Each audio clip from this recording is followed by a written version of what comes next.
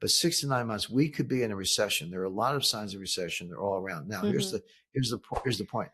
This recession will be the result of Biden-Harris policies. Too much regulation, high taxes, and a lot of us. And recessions just happen. They're part of the business cycle. But if it emerges in the early part of the Trump administration, Trump's going to get the blame. He doesn't deserve the blame, but too bad. Your president, stuff happens, you get the blame. So we may see a weak economy in kind of 6 to 9 month time frame, a very strong economy in the 18 2 year to 4 year time frame. But it's going to take a while to turn that aircraft carrier. But there's an example of this, Julie, and I think a lot of viewers will remember Ronald Reagan. Ronald Reagan was sworn in January 1981. In 81, 82, we had the worst recession since the Great Depression. Up until that time, we've had worse recessions since then, like 2008. But in 1982, that was the worst recession since the Great Depression. Unemployment was over 10%. Interest rates were on their way down, but they had been up to 20%. Economic growth crashed, et cetera. But from 1983 to 1986, we had 16% real growth. You don't even hear numbers like that anymore. 2%, everyone's high-fiving. Compound annual growth in excess of 4%, 16% cumulative growth over those years between 83 and 86. So it's almost that Reagan didn't plan all this, but he kind of said, or my advice to presidents would be, recessions happen, get them over with. Like have it at the beginning of your administration if you can, so that you finish strong and then hand off to the next candidate. Or Trump can't run for re-election, but give whoever, J.D. Vance or Ron DeSantis or Marco Rubio, give them a strong hand. So my forecast is weakness, slow growth, maybe recession, probably recession over the next 6 to 9 months, a very strong economy over the next 2 to 4 years. But we're going to have to get over that speed bump before we get to the good part.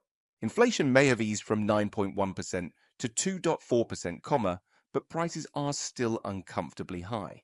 Think $7 for a pound of butter. For most Americans, it feels like there's no real relief as prices continue creeping up.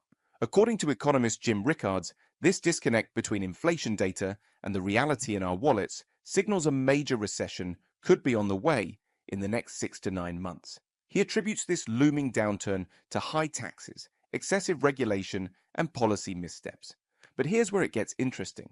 Rickards predicts that after this rough period, we could see a powerful economic recovery within 2 to 4 years, one that might rival past growth periods. He likens it to turning an aircraft carrier, slow and challenging, but once it's on course, it could lead to some of the best economic years ahead. You have to look at the Democrat, circular firing squad. So they're all going at each other. The Harris people are saying Biden waited around too long. He should have said he wasn't running after the 2022. It was like, wait a second. You were the people who covered up his mental deficiency for 3 years. Don't blame him for not withdrawing. You fronted for him for 3 years. So he's, you own him. The Harris people never accounted for the Jill factor. Dr. Jill is running the White House. She's kind of like Edith Wilson, in 1912 after 1920 rather, after Woodrow Wilson had a stroke. Jill Biden is running the White House. She's wearing the presidential jacket. She's on Air Force One. And did you see the picture of her going to vote the other day on Tuesday? Oh, with the red pantsuit. Yeah. Yeah, totally. Bright red. It was MAGA red. That's like a little, I won't use any vulgarity, but it was a little kind of FU to Kamala Harris to show you where the Bidens are really coming from. I'm sure she voted Republican.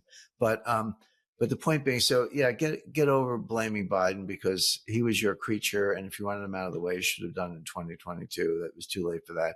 And then of course the Biden people were blaming Harris because, she can't think on her feet, speak extemporaneously. She couldn't have the conversation we're having right now. She couldn't do it without kind of using a couple platitudes and a couple cliches and a word salad. That would be the best she could do. I grew up in the middle class. She didn't actually. She was upper middle class. Dreams, hopes, aspirations. Yeah, Yeah, and she wasn't even an African American. Like Trump did much, much better with African American men and women. But she wasn't even African American. Her mother's Sri Lankan, South Asian. Her father was Jamaican. And she grew up in Montreal and an upper middle class family. So this whole middle class thing, it was all a lie. But kind of to get to your point, the main thing the Democrats are talking about, they're saying we were really bad at messaging. No, they weren't. They were bad at the message. The messaging was fine. The message was awful. It was rejected by the American people. And it was always in the polls. It was always there. By percentages at 70, 80%, depending on the poll, Americans were opposed to open borders. They were opposed to men and women's sports. That's a pet issue of mine, and I know Riley Gaines is the leader on that. But I've got a daughter and three granddaughters, and the idea of putting men and women's sports. I mean, you had 50 years of progress under Title IX of the Civil Rights Act of 1964, in terms of women's sports. It took 50 years for women to get the funding and the sports programs and the training and everything they want, and they got it, and good. And isn't that wonderful? And now you're going to trash it all by putting male boxers in the ring with female boxers. I mean, which is what happened in the Olympics. That sounds like one of these like side issues. It wasn't. It really, yeah. If you have a daughter and she's a up and coming, soccer player, or tennis player, or gymnast, or boxer for that matter, this is a big issue for you. So they completely missed the boat on that. Open border, of course, and then inflation. Of course, Joe Scarborough completely embarrassed himself on TV the other day. They were saying, well, Harris lost because of inflation. And he said, I was talking to a friend of mine who's a Democrat, and she said, well, I'm voting for Trump because the price of butter is $5 a pound. And Joe's like, it was like quizzical, like $5 a pound. Really? Yeah, he obviously doesn't know the price. He doesn't shop. But Mika Brzezinski goes, well, it's actually $7. And he goes, what? She goes, $7. He goes, well, they wrap it in gold. I mean, how out of touch can you be? This just showed, and first of all, like, he doesn't care. He's a multimillionaire, but he doesn't care what the price of butter is, and he obviously doesn't shop. But that's how out of touch they were. But here's the thing about inflation. So again, if you talk to the economists, the Krugmans of the world, they say inflation's coming down. And it is coming down. It was 9.1% in June 2023. It's about 2.4% today. It's moving towards the Fed's goal. Inflation is coming down, but we still have inflation. Prices are still going up. Yep. They may not be going up as fast, but they're still going up. So they confuse themselves, like, well, prices are coming down. Prices are not coming down. Inflation is coming down. Prices are still going up. For Americans, so okay, inflation went from 9 to 2. Let's just say inflation was 0. It's not, but let's just say inflation was 0. Americans would still be angry because their idea is, why can't we get back to $2 butter? In other words, if it's $7 of butter and it's not going to $7.50, okay, it's at 7. But Americans think it should go back to 2. It wasn't that long ago, and that's the point. Gasoline goes from $4 a gallon to $3.75 a gallon. But Americans remember when it was $2.50.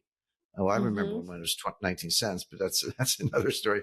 But yeah, Americans' idea of getting inflation under control was, give me back the prices I had like 2 years ago, not 20 years ago, but 2 years ago. And of course, that would be deflationary. That's a whole other subject. But that's how Americans think about it. Even if inflation's 0, you're exactly right, Julie. You're stuck at that higher level, and you're angry about it because it wasn't that long ago when it was half or maybe 1/3. And that's the kind of thing. Don't listen to the PhD economists. Maybe consult them on the side, but listen to the American people, and you'll be in much better shape. So they were out of touch. They got the inflation issue wrong. They got the border issue wrong. Transgender sports, you want to be a transgender adult, do your thing, but don't put men in the boxing ring with women. They got that wrong, etc. So again, to my point, the messaging was not the problem. It was the message. It's fair to say, but timing matters. And here's what I mean by that. So I talked about the American system. I don't have to guess if it works. I just have to look at 250 years of history. It works. And you can go to British economic history if you want to. So it works. It's going to produce very good results for America. But I would suggest to viewers that they kind of use 2 time frames. One is 2 to 4 years forward. The other one is 6 to 9 months. 2 to 4 years is going to be great. But everything we talked about, the high tariffs, the bilateral trade treaties, infrastructure investment, all those things, they're going to take a couple of years. They're going to start on day one, When Trump finishes the inauguration on January 20th and goes to the Oval Office, he's going to have a stack of 50 executive orders on his desk, maybe 60, who knows? And they're very fancy, nice paper, and they come in these leather binders, and they got the gold seal of the President of the United States. He's just going to sit there and sign them. He's going to quit the Paris Climate Accord, put sanctions back on Iran, and close the border, empower the Customs and Immigration Service, et cetera, et cetera. So that's all on day one, and a lot else besides. But the programs I talked about, the economy, I hate to use a tired metaphor, but it's, maybe you're a sailor or you're piloted a boat. You could turn the wheel on an aircraft carrier, it keeps going straight. There's a huge lag between when you turn the wheel and when the vessel starts to turn, unless you're in a sunfish or something. But so there's a lag between turning the wheel and the vessel actually turning. The economy is like an aircraft carrier. There's a lag between your policies and the results. So 2 to 4 years, I think it's going to be great. But 6 to 9 months, we could be in a recession. There are a lot of signs of recession. They're all around. Now, here's the point. This recession will be the result of Biden-Harris policies. Too much regulation, high taxes, and a lot of us. And recessions just happen. They're part of the business cycle. But if it emerges in the early part of the Trump administration, Trump's going to get the blame. He doesn't deserve the blame, but too bad. Your president, stuff happens, you get the blame. So we may see a weak economy in kind of 6 to 9 month time frame, a very strong economy in the 18 2-year to 4-year time frame. But it's going to take a while to turn that aircraft carrier. But there's an example of this, Julie, and I think a lot of viewers will remember Ronald Reagan. Ronald Reagan was sworn in January 1981. In 81, 82, we had the worst recession since the Great Depression.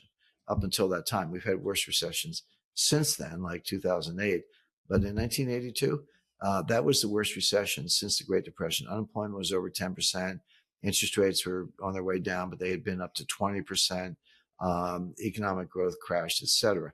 But from 1983 to 1986, we had 16% real growth. You don't even hear numbers like that anymore.